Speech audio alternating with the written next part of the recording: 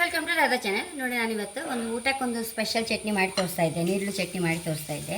ನೋಡಿ ನೀರುಳ್ಳಿ ಕೊಚ್ಚಿಟ್ಕೊಂಡಿದ್ದೆ. ಈಗ ನೋಡಿ ಒಣಮೆಣಸು, ನೋಡಿ 1 ಕಪ್ ಅಷ್ಟು ತೆಂಗಿನಕಾಯಿ, ನೋಡಿ 1 ಟೀ ಸ್ಪೂನ್ ಅಪ್ಪಷ್ಟು ಸಾಸಿವೆ, ಹುಣಸೆ ಹುಳಿ, ರುಚಿ ತಕ್ಕಷ್ಟು ಉಪ್ಪು ಇದಿಷ್ಟನ್ನೀಗ ಹಾರ್ಕೊಂಡು ಬರುತ್ತೆ.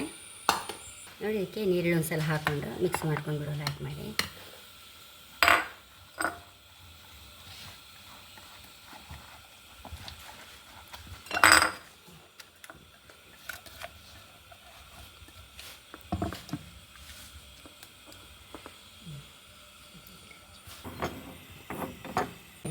ಒಗ್ಗರಣೆಗೆ ಸಾಸಿವೆ,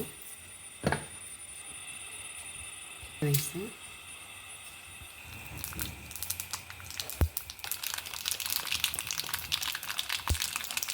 ಒಂಚೂರು ಹಿಂಗಾಯಿ ಕಂಬ,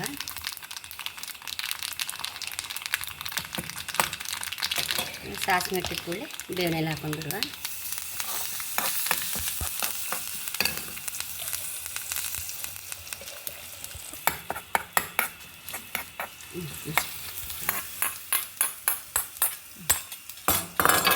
ಎಷ್ಟು ರುಚಿಯಾದ ನೀರುಳ್ಳಿ ಚಟ್ನಿ ರೆಡಿಯಾಗಿದೆ.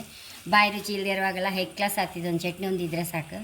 ಹಾಗೆ ನನ್ನ ಚಾನಲ್ ಇಷ್ಟ ಸಬ್ಸ್ಕ್ರೈಬ್ ಮಾಡಿ, ಲೈಕ್ ಮಾಡಿ, ಕಾಮೆಂಟ್ ಮಾಡೋದಂತ ಮೊದಲೇ ಬಿಡಿ. Thank you.